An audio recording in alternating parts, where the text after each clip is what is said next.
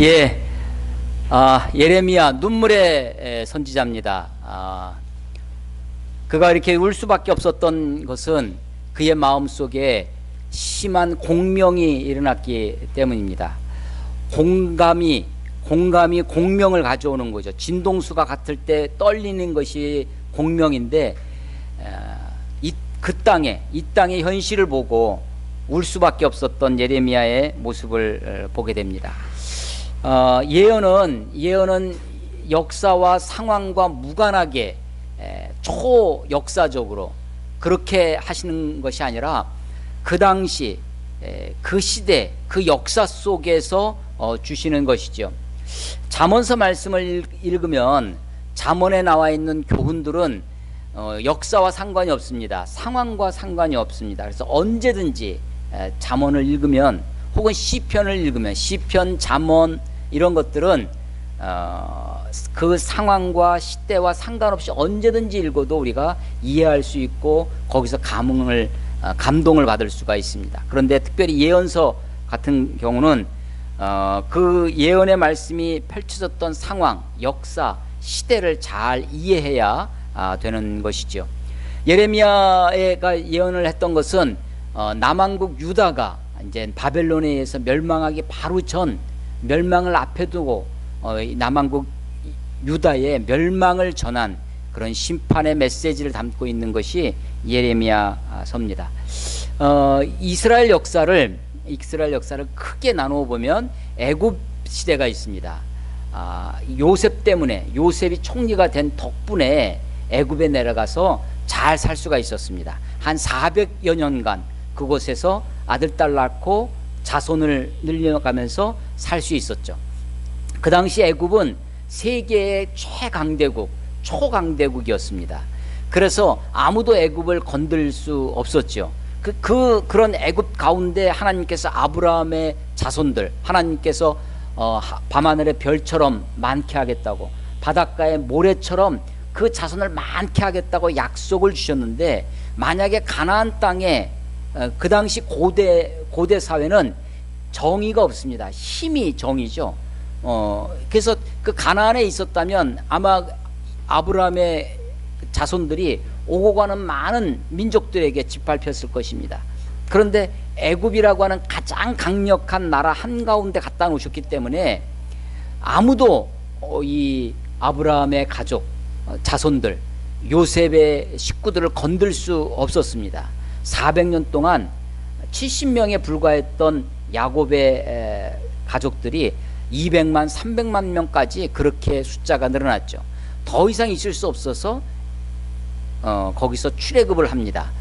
애굽 사람들이 고통을 주고 고난을 주었기 때문입니다. 그래서 애굽 시대가 있어요. 그 다음에 나와서 광야에서 40년 동안 있다가 여호수아에 의해서 가나안에 들어옵니다. 그래서 가나안 시대가 본격적으로 펼쳐집니다.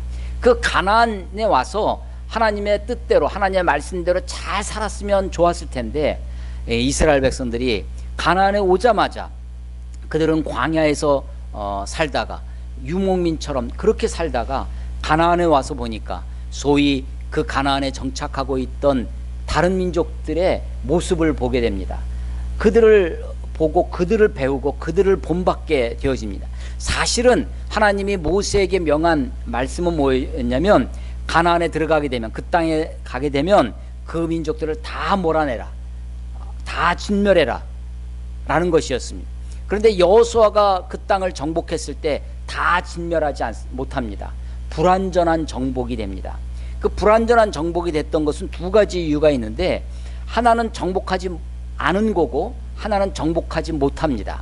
산골짜기에 있는, 골짜기에 있는 강한 부족들은 몰아내지 못합니다. 그래서 적당히 타협하고 같이 사는 거죠. 또 어떤 부족들은 몰아내지 않습니다. 그들을 종으로 부려서 그들을 데리고 사는 거죠. 그래서 하나님이, 사실은 하나님을 진정 믿고 있었다면 몰아내지 못할 민족이 없었습니다. 여리고성, 난공불락의 성도 다 무너뜨렸던 여호수아입니다. 그런데 어떤 강력한 부족을 만나면 몰아내지 못하는 것이었어요.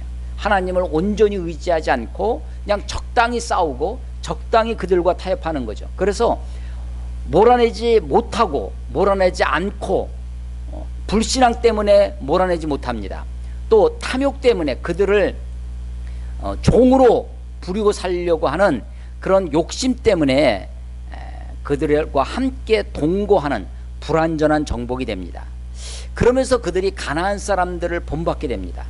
특별히 그들의 번영, 그들의 풍요, 그들의 농사 짓는 법을 배우게 되는데, 그 농사 짓는 법이 다 어디서 온다고 생각했냐면 바알 신에서부터 온다고 생각하는 것입니다. 이 바알 신을 주로 어디서 섬겼냐면 산 꼭대기 높은 데서 섬깁니다. 그 산 높은, 처음에는 정상에 주로 있었습니다. 산 제일 높은 곳에. 그러다가 좀 큰 그 나무가 흔하지 않은 곳이라 큰 나무, 우리도 뭐 동네에 아주 오래된 나무 같은 거를 뭐 산신령이 그 나무에 깃들어져 있다 해가지고 섬기듯이 나무 밑에, 푸른 나무 밑에, 아주 척박한 땅인데 광야처럼 햇빛이 강하고 그런 곳인데, 그곳에 푸른 나무가 있으면 여기에 생명력이 왕성하다고 생각해서 그 푸른 나무 밑에서 신을 섬기는 것입니다. 그래서 이 높은 산 위의 꼭대기에 그들이 신을 섬기는 산당을 짓습니다. 그래서 근데 이 산당은 빈 공터와 같아요. 어떤 신이든지 와서 섬기면 되는 것입니다. 바알을 섬겨도 되고 아세라를 섬겨도 되고. 그런데 이 가나안 땅에 이스라엘 사람들이 왔어요. 처음에는 그 산당에서 여호와를 섬겼습니다. 산당 예배가 있었어요. 산당 제사가 있었습니다. 아직 성전이 완성되지, 성전이 생기기 전에 이스라엘 사람들이, 유대인들이 산당에서 예배를 드리는 겁니다. 그래서 그 중 유명한 것이, 제일 큰 산당이 어디 있었냐면 기브온이라는 데 있었어요. 기브온 산당이 제일 컸는데, 얼마나 컸냐면 그 산당에서요, 솔로몬이 왕이 되고 나서 거기에 소 1000마리를, 1000마리를 한꺼번에 번제로 드리는 그런 큰 제사를 드리는. 여러분, 우리 1000번제 하면 우리는 어떻게 생각하냐면 그걸 횟수로 생각합니다. 1000번. 그래서 감사헌금을 해도 거기다 번호를 써요. 이게 굉장히 우리 샤머니즘적이죠. 지성이면 감천이다 라는 마음이 있어요. 그래가지고 봉투에다가 번호를 씁니다. 1000분의 1, 1000분의 2, 내가 1000번 하나님께 감사헌금 하겠다 라는 식이죠. 그런 것들이 우리 한국 사회, 한국 교회 안에도 들어와 있는데, 솔로몬의 1000번제는 1000번 했다는 횟수가 아니라 1000마리의 번제를 드렸다는 것입니다. 그것을 드릴 수 있는 것은 왕이 힘이 있으니까, 돈이 많으니까, 권력이 많으니까 1000마리를 한꺼번에 드릴 수 있었던 것이고, 그 1000마리의 번제를 드릴 수 있을 만큼 기브온 산당은 굉장히 큰 산당이었습니다. 근데 이 솔로몬이 기브온 산당에서 하나님께 제사를 드릴 때만 해도 하나님께 대한 온전한 마음이 있었습니다. 그래서 하나님이 그렇게 1000번제를 드리는 이 솔로몬을 긍휼히 여겨서, 어여삐 여겨서 네 소원이 뭐냐 그랬더니, 내가 이 백성을 잘 다스릴 수 있도록 지혜를 달라고, 내 이 백성들을 재판할 때 재판의 판단력을 달라고 기도합니다. 하나님이 네가 부귀 혹은 장수 이런 것을 구하지 아니하고 백성들을 잘 다스릴 지혜를 구하는 것이 마음에 들었어요. 그래서 내가 지혜뿐만 아니라 이 모든 것을 더해 주겠다고, 부귀를 더해 주겠다고 약속하시죠. 그래서 그 이후에 솔로몬의 부귀는 전무후무했던 그런 부귀로 알려져 있습니다. 그런데 이 솔로몬이 그런 지혜를 가지고 나라를 다스리고 또 나라의 평화를, 나라가 안정되게 하기 위해서 꾀를 냅니다. 그것이 뭐였냐면 주변 나라들과 우리가 잘 살려면 잘 평화해야 되는데, 방법을 생각해낸 것이 뭐였냐면 이방 여인, 그 나라의 여자 공주들을, 왕족을 데려다가 결혼을 하는 것입니다. 이것은 이방 여인과 결혼을 하나님이 금지하고 있었던 거죠. 그런데도 불구하고 그 여자들을 데려다가 왕비로 맞이합니다. 몇 명이나 되냐면 그것이 한 300명 정도 됩니다. 또 후궁들은 700명 정도, 한 1000명 정도 되게 스케일이 굉장히 크죠. 하루 저녁에 한 번씩만 만나도 3년이 걸리는 거죠. 이름도 몰라요. 자기 와이프의 이름도. 그래서 이제 번호를 붙일 판입니다. 1번 부인, 2번 부인, 300명에 700명. 그리고 그 여자들을 데려다가 그 나라에, 이방 나라의 공주를 데려다가 예루살렘에 와서 살 뿐만 아니라 그 여자들을 그 나라와 서로 화친하고 평화롭게 살기 위해서 그 나라에서 섬기던 신도 데리고 오게 합니다. 그리고 그 신을 섬기는 산당을 그 예루살렘 그 성에다가 그 산당을 지어줍니다. 그러니까 산당에서 여호와를 위한 예배만, 제사를만 드린 것이 아니라 이제 바알을 위해서도, 또 암몬신 몰렉을 위해서도, 또 그모스를 위해서도 그 산당에서 예배를 드리는 것입니다. 그래서 이 산당이 완전히 종교 백화점이 되는 것이죠.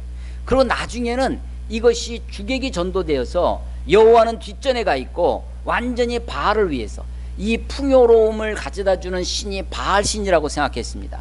그리고 이 바알신이 우리들에게 은총을 베풀려면 바알이 흥분해야 돼요. 풍요와 다산의 신입니다. 풍요와 다산을 다산을 나타내기 위해서 어떻게 하냐면 그 신을 감동을 시켜야 되죠. 어떻게 하냐면 신 보는 앞에서 그 산당에서 퍼포먼스를 합니다. 어떤 퍼포먼스를 하는 거냐면 그 성전을, 그 신전을, 그 산당을 섬기는 여자 사제들이 있는데, 여자 사제들과 제사를 드리는 남자들이 그곳에서 성관계를 하는 것입니다. 일종의 성전 매춘부입니다. 근데 그것만 가지고 시시하잖아요. 정상적인 그러니까 이제 동성애가, 남창이라고 하는 소위 그런 것들이 그 산당에서 벌어집니다. 우리가 한번 성경을 한번 찾아보겠습니다. 열왕기 사항을 한번 보겠습니다. 열왕기 사항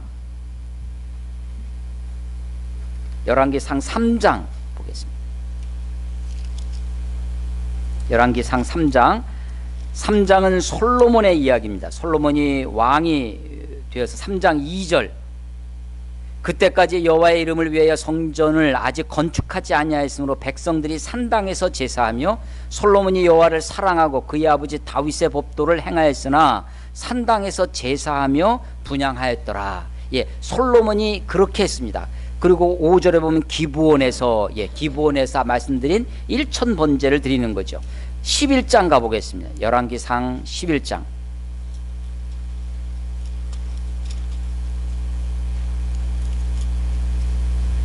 11장 7절, 6절부터 보겠습니다. 6절부터 3절 한번 더 볼까요? 3절, 11장 3절. 왕은 솔로몬 왕입니다. 후궁이 700이요 첩이 300명이라 그의 여인들이 왕의 마음을 돌아서게 하였더라. 솔로몬의 나이가 많았을 때 그의 여인들이 그의 마음을 돌려 다른 신들을 따르게 하였으므로 왕의 마음이 그의 아버지 다윗의 마음과 같지 아니하여 그의 하나님 여호와 앞에 온전하지 못하였으니 이는 시돈 사람의 여신 아스타롯을 따르고 암몬 사람의 가증한 밀곰을 따름이라. 솔로몬이 여호와의 눈앞에서 악을 행하여 그의 아버지 다윗이 여호와를 온전히 따름같이 따르지 아니하고 모압의 가증한 그모스를 위하여 여호와의 예루살렘 앞 산에 산당을 지었고 또 암몬 자손의 가증한 몰록을 위하여 그와 같이 하였다. 그렇게 되어 있습니다. 12장 가보겠습니다. 12장은 솔로몬 죽은 다음에 나라가 둘로 나뉘어집니다. 북왕국 이스라엘과 남왕국 유다로 나뉘어지는데 북왕국 이스라엘의 초대 왕이 여로보암입니다. 이 여로보암이 하는 일을 보겠습니다. 12장 31절. 그가 또 산당을 짓고, 여로보암 북왕국 이스라엘의 왕이에요.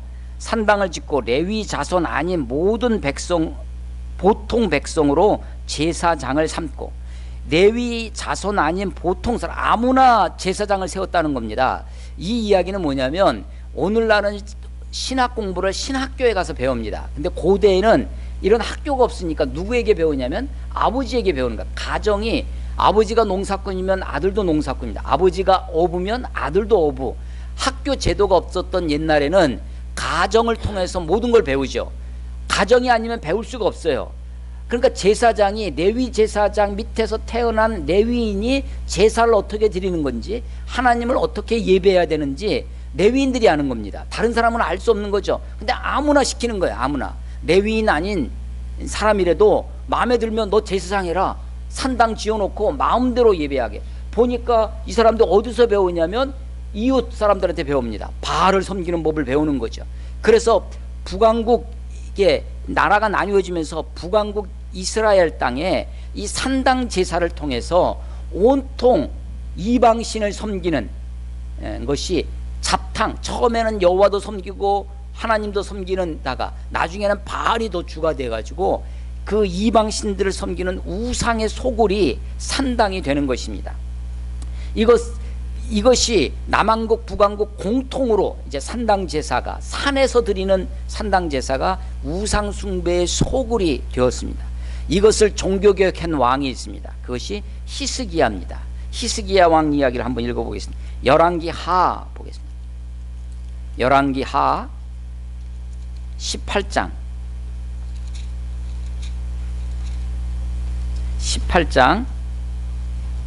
22절.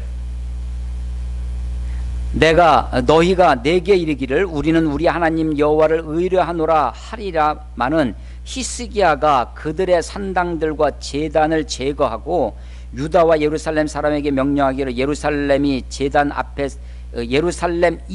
하나님의 제단이죠. 이 제단 앞에서만 예배하라 하지 않았느냐 하셨다. 그러니까 이 히스기야가 종교 개혁을 한 모습을 우리가 볼 수 있습니다. 히스기야 왕 다음에 나타난 패역한 왕이 므낫세라고 했습니다. 나라가 오히려 아버지가 없앤 산당을 다시 세웁니다. 그리고 온통 우상 숭배를 더 극심하게 했습니다.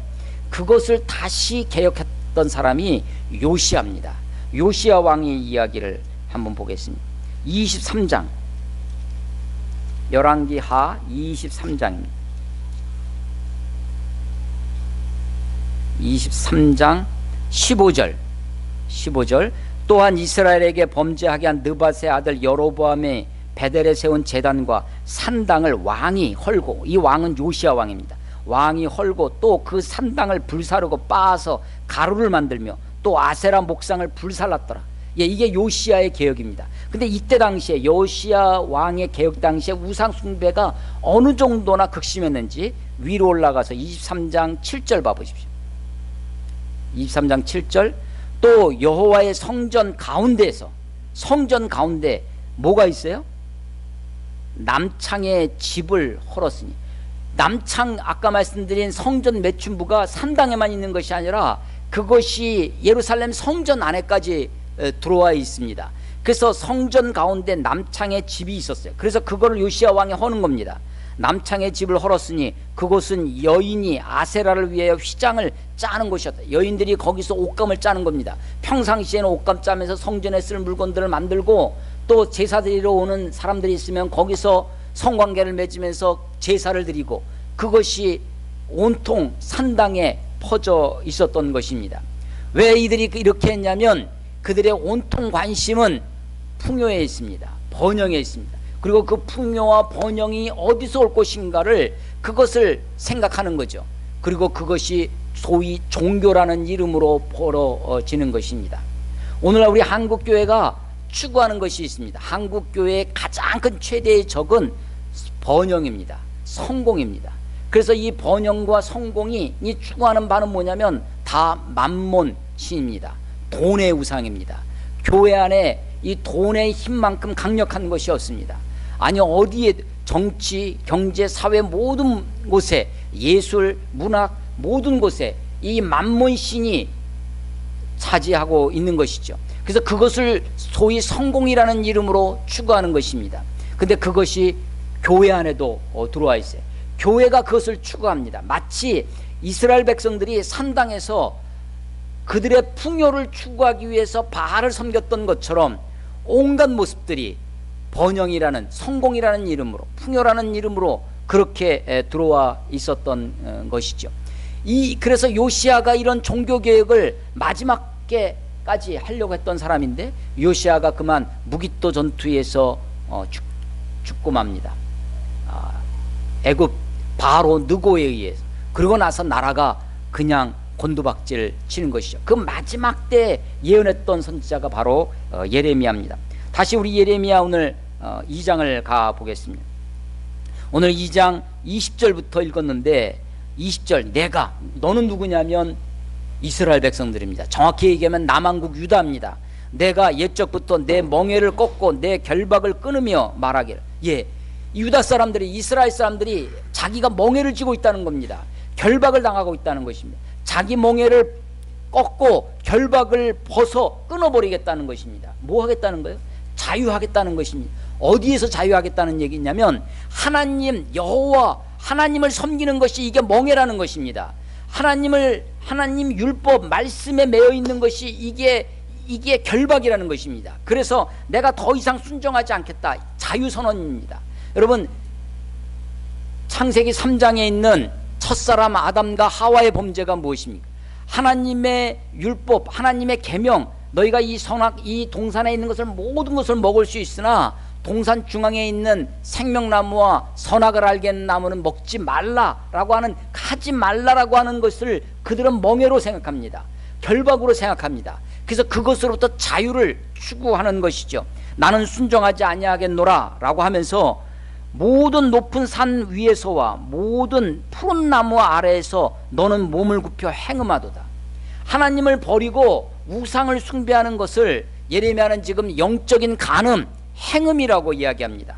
모든 높은 산, 모든 푸른 나무 아래, 이것은 우리 다시 한번 찾아보겠습니다. 열왕기 하 17장을 찾아보겠습니다. 열왕기 하 17장 17장 9절부터 읽겠습니다. 이 9절부터는 이 부분은 북왕국 이스라엘이 멸망하는, 아수르에 의해서 멸망하는 것을 요약해 놓는 것입니다. 17장 9절, 이스라엘 자손이 점차로 불의를 행하여 그 하나님 여호와를 배역하여 모든 성읍의 망대로부터 견고한 성에 이르도록 산당을 세우고 모든 산 위에와, 예레미야에 있던 그 말씀이죠. 모든 산 위에와 모든 푸른 나무 아래, 좀 괜찮다 싶으면, 좀 나무가 푸르고 좀 멋지다 싶으면 거기에 가가지고 제사를 드리는 거예요. 산이 좀 높고 좀 번듯하면 거기다 산당을 짓는 것입니다. 모든 산 위에와 모든 푸른 나무 아래 목상과 아세라상을 세우고 또 여호와께서 그들 앞에서 물리치신 이방 사람 같이 그곳 모든 산당에서 분향하며 또 악을 행하여 여호와를 경노하게 하였습니다. 그렇습니다. 산당에서, 높은 산에서, 푸른 나무 밑에서 온통 하나님을 배반하고 이방신을 섬기고 있는 것입니다. 이런 우상 숭배를 하나님은 영적인 간음, 행음이라고 그렇게 말씀하고 있는 것입니다. 다시 예레미야 우리 본문 보겠습니다. 21절, 내가 너를 순전한 참 종자 곧 귀한 포도나무로 심었거늘 내게 대하여 이방 포도나무의 악한 가지가 되면 어찌 됨이냐. 예레미야서의 특징이 질문이라고 그랬습니다. 질문의 책, 수많은 질문을 던집니다. 누가 질문하냐면 하나님이 우리들에게 질문합니다. 어찌 됨이냐. 주 여호와의 말씀이니라. 내가 잿물로 스스로 씻으며 내가 많은 비누를 쓸지라도 내 죄악이 내 앞에 그대로 있으리니. 옛날에 우리 양잿물을 가지고 빨래를 했다고 하는데 이스라엘 사람들도 이 잿물을 가지고 빨래를 하고 어떤 것을 닦아내고 했었습니다. 그래서 잿물로 너희 죄를 씻을 수 있나 보라. 스스로 비누를 쓸지라도 내 죄악이 그대로 있다라는 것입니다. 우리가 우리의 죄악을 내 힘으로, 내 어떤 노력으로 우리의 죄를 조금도 사할 수 없습니다. 죄는 오로지 예수 그리스도의 보혈의 피로만 씻을 수 있는 것입니다. 그들의 악을, 그들의 죄를, 우상 숭배의 죄를 그대로 가지고 있으면서 자기는 의롭다고, 자기는 하나님께 제사하고 있다고. 아니, 한쪽에서는 바알을 섬기고 한쪽에 와서 여호와를 섬기지만 그 여호와를 섬긴다고 하는 것 자체도 그것도 온갖 바알의 풍요를 얻어내기 위한 그런 더럽고 추한 제사였던 것입니다. 이들이 얼마나 그런 우상 숭배에 빨랐냐면 24절에 아주 적나라하게 표현하고 있습니다. 너는 광야에 익숙한 들 암나귀들이 그들의 성욕이 일어나 나무로 헐떡거림 같았다. 헐떡거림 같았다. 그 발전기에 누가 그것을 막으리요? 그것을 찾는 것들이 수고하지 아니하고 그 발전기에 만나리라. 예, 그렇습니다. 세상이 만몬신에 취해서 온갖 물질의 탐욕에 그렇게 돌아가는 것처럼 그 세상에 익숙해졌어요. 광야에 익숙한 들암나기들처럼 우리가, 교회가, 하나님의 성도라고 하나님의 백성이라고 하는 우리들도 돈을 추구하는데 돈이, 만몬이 그것이 최고입니다.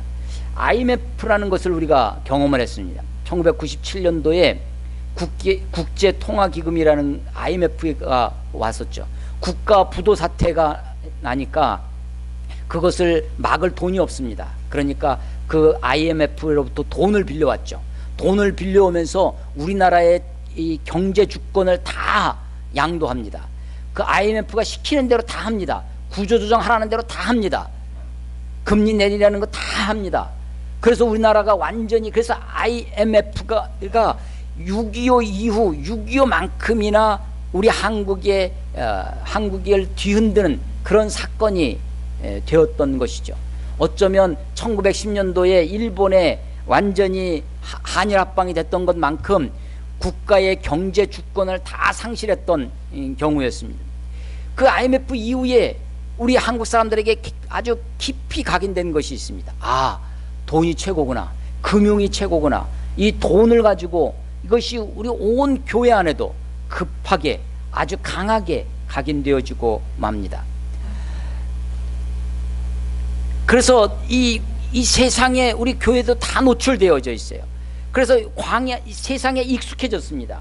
돈을 추구하고 만몬을 추구하는 것에 익숙해졌습니다. 광야에 익숙한 들암나기들이 그 성욕이 부릴 듯해서 헐떡거림처럼 교회가 그렇게 온 세상이 거기에 현혹되어 있습니다. 이런 모습 때문에 하나님은 이미 그들에게 수치를 주셨습니다. 26절에 도둑들이 붙들리면 수치를 당함같이, 안 걸리면 괜찮죠.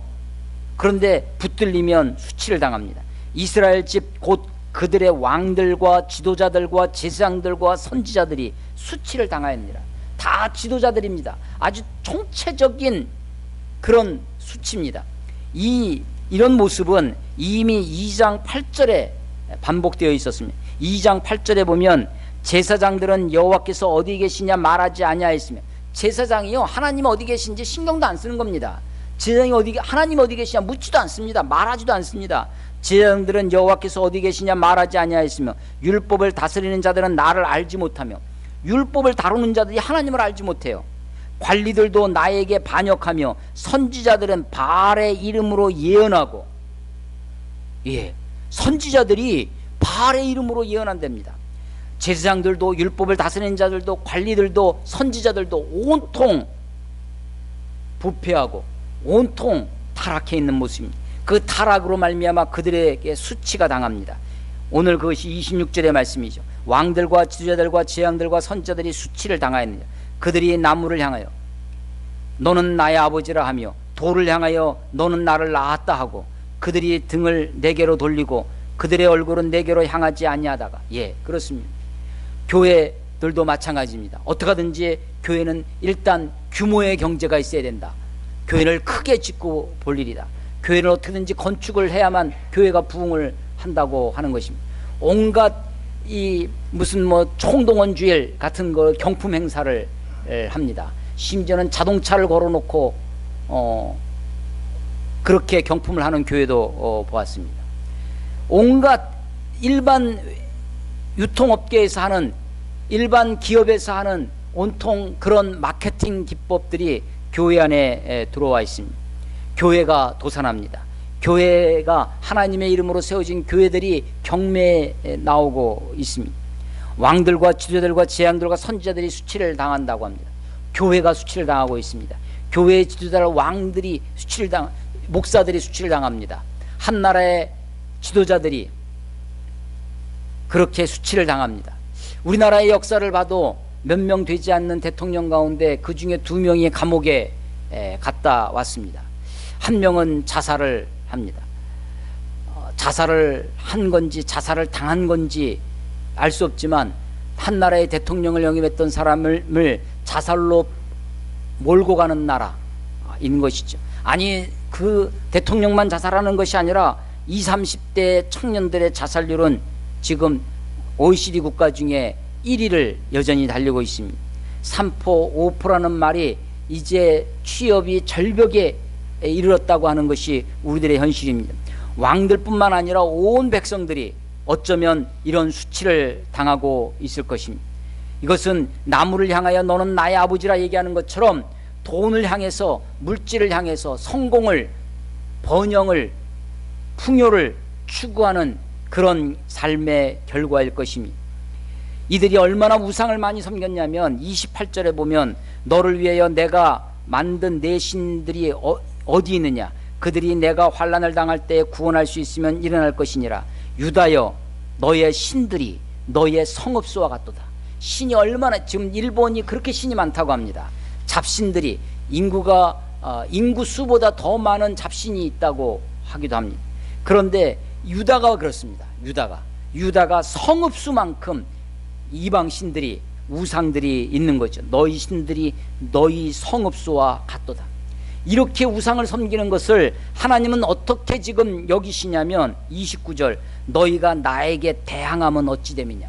이것은요, 하나님과 겨루고 싸우고 있는 것입니다. 너희가 지금 나하고 지금 다투는 것이냐 하는 것이죠. 너희가 나에게 대항하면 어찌 됨이냐. 너희가 다 내게 잘못하였느니라. 여호와의 말씀입니다. 하나님이 이스라엘 백성들을 징계해 왔습니다. 30절, 내가 너희 자녀들을 때리는 것이 무익하면 그들이 징계를 받아들이지 아니함이라. 하나님이 이 이스라엘 백성들을, 유다를 여러 차례 계속해서 징계하시며 그들이 돌아오기를 그들에게 책망해 오셨습니다. 그런데 그들이 아무도 그 징계를 받아들이지 않는 것입니다.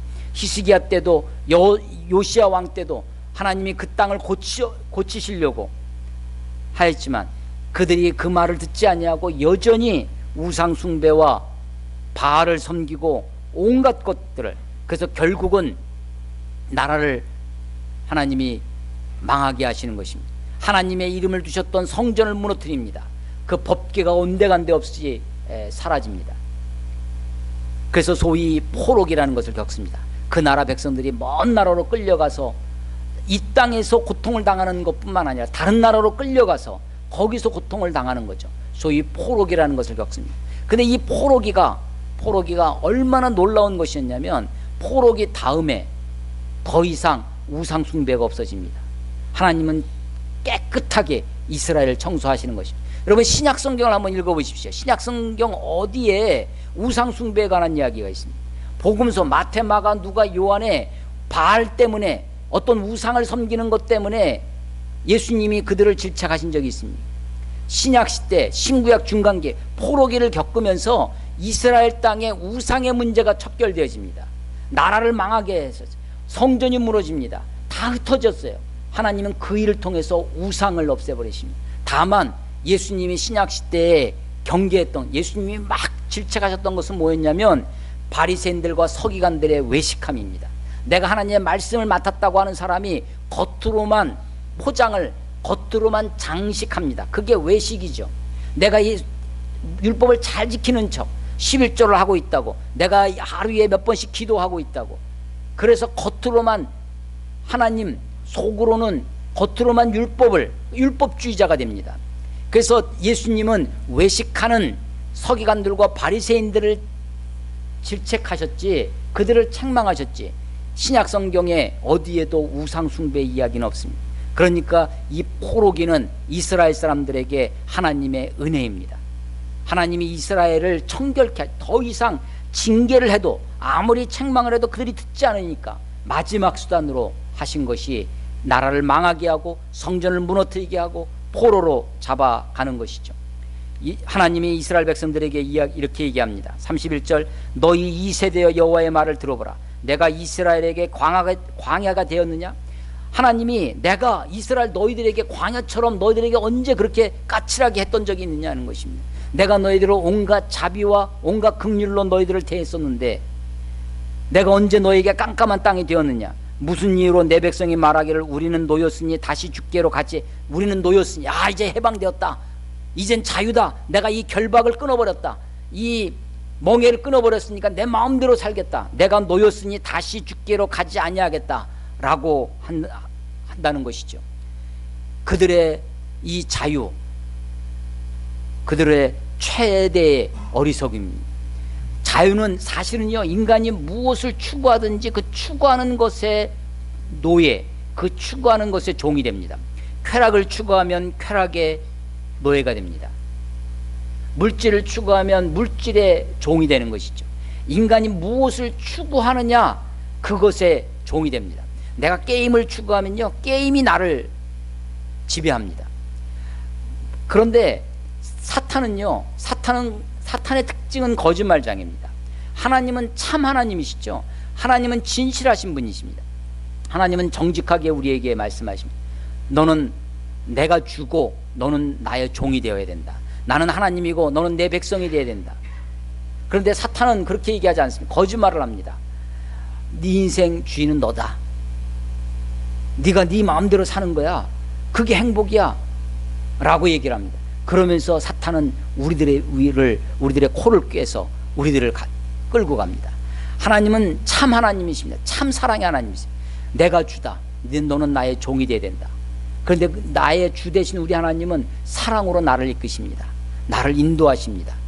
그런데 사탄은 거짓으로 우리를 코 꿰어서 가는 것이죠. 하나님이 말씀하시는 겁니다. 내가 이스라엘에게 광야가 되었느냐, 캄캄한 땅이 되었느냐, 무슨 이유로 내 백성이 말하기를 우리는 놓였으니 자유가 되었으니 다시 주께로 가지 아니하겠다 하느냐 하면서 이스라엘 백성들이 하나님을 잊어버립니다. 처녀가 32절 처녀가 어찌 그 폐물을 입겠느냐, 신부가 어찌 그의 예복을 입겠느냐, 오직 내 백성은 나를 잊었나니. 이 백성들이 하나님을 잊어버렸다는 것입니다. 바알만, 눈에 보이는 바알만, 아세라만, 바알불임만, 온갖 우상들만, 눈앞에 보이는 현실만, 눈앞에 보이는 성공과 번영과 물질만 있다고 하는 것이죠. 하나님을 잊어버립니다. 그러면서 그들이 35절 내가 어찌하여 내 길을 바꾸어 부지런히 돌아다니느냐, 내가 아수르로 말미암아 수치를 당할 같이 또한 애굽으로 말미암아 수치를 당할 것이라. 예, 그렇습니다. 좀 나라가 어려워지니까 이제 이 이스라엘 백성들이, 유다가 아수르에 가서 도움을 요청합니다. 애굽에 가서 도움을 요청합니다. 좀 힘드니까 온갖 것에게 그렇게 부지런히 다닙니다. 하나님께 나와 하나님을 향한 열심이 아니라 세상을 향한 열심히 삽니다. 열심히. 그런데 그것이 다 어디냐면 성공과 번영과 풍요를 향한, 만몬신을 향한 열심입니다. 부지런히 돌아다닙니다. 부지런한 열심이 있어요. 그런데 이것은 정말로 부끄러운 열심입니다. 수치를 당할 것입니다. 애굽으로 말미암아 수치를, 아수르로 말미암아 수치를 당할 것입니다. 왜냐하면 31절에 너희가 나 여호와를 버렸으므로 그렇습니다. 하나님을 버렸기 때문입니다. 그 멍에를 끊어버리고 그 굴레를 다 벗어버리고 하나님으로부터 자유를 선언하는 하고 그렇게 마음껏 사는 것 같지만 그것은 또 다른 굴레입니다. 또 다른 구속입니다. 물질에 구속됩니다. 하나님이 아닌 다른 것에 구속이 됩니다. 그래서 그것을 추구하기 위해서 더 헐떡거립니다. 그리고 온통 세상으로 바쁘게 돌아가는 것이죠. 하나님이 이스라엘 백성들을, 그래서 하나님을 잊어버리고 하나님을 버린 이 유다 자손들을 심판하시는 이야기입니다. 이 말씀은 물론 2500년 전에 남한국 유다를 향한 선지자의 말씀입니다. 그러나 어쩌면 이것은 오늘 우리들에게도 하나님을 잃어버리고 사는, 하나님은 안중에도 없고 오로지 자기의 삶만 있는, 오로지 자기의 풍요와 번영과 성공만 있는, 또 다른 산당에 올라가고 있는, 또 다른 우상 숭배에 헐떡거리고 있는, 탐심이 곧 우상 숭배니라 라는 말씀처럼 우리에게 주시는 말씀이라고 생각되어집니다. 하나님은 왕들과 지도자들과 제사장들과 선지자들에게 수치를 안길 것입니다. 어쩌면 이 땅 가운데 세워주신 교회들에게도 그런 수치를 안겨주실 것입니다. 우리가 회개하지 아니한다면, 우리가 이 하나님의 징계를 받아들이고 주님 앞에 돌아서지 않는다면 하나님이 유다 백성들에게 쏟으셨던 그 심판의 그 불을 우리들에게도 허락하실 것 같습니다. 예레미야가 그 땅의 모습을 보고 울었던 것처럼 어쩌면 우리도 이 땅을 향하여 이 땅을 바라다보며 함께 우는 자들이 되어야 하리라 생각되어집니다. 이 심판의 메시지가 우리들에게 다시 한번 들려오므로 여러분들 마음속에 우리들 마음속에 공명을 일으키고 우리도 주님 앞에 다시 돌아오는 그런 은혜의 말씀이 되시기를 주의 이름으로 축원합니다. 기도하겠습니다. 이스라엘을 징계하시며 책망하시며 너희가 나를 잊었다고 처녀가 어찌 그 패물을 잊겠으며 신부가 어찌 그 예복을 잊겠느냐 그런데 오직